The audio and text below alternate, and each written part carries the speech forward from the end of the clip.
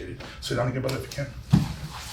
So sometimes you'll see people, they'll get here on the foot, and you can finish some people that way, but it's not the most efficient way. You want to be right here, as I mentioned earlier.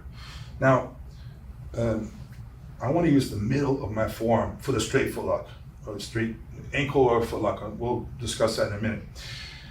When I did Russian Sambo, the sport, it's very similar to Jiu-Jitsu, maybe in the middle of wrestling and Jiu-Jitsu, there's some correlation there.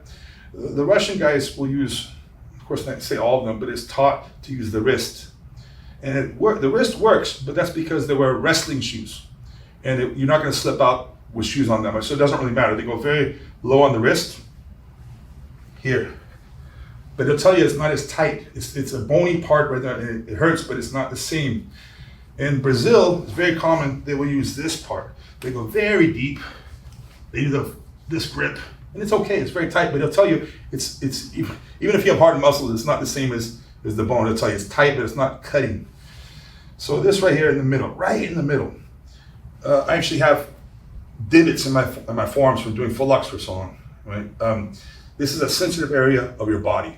If you look at, let's say, our legs and arms in comparison, your thumb is like your big toe, your ankle is like your wrist, your elbow is like your knee, your shoulder is like your hip. Well, your shins, which are sensitive, are similar to your forearms. So you see, this is a painful area. If you can condition it simply, it's not a big deal. So it's normal when you try this out, you might feel like it's not comfortable. That's because it's a new area you could always condition, right? It's just like if you were listening to kind of kickboxing and you kick the bag a few times with your shin, it hurts. But after a few months, it doesn't hurt that bad. So you can condition these kind of things.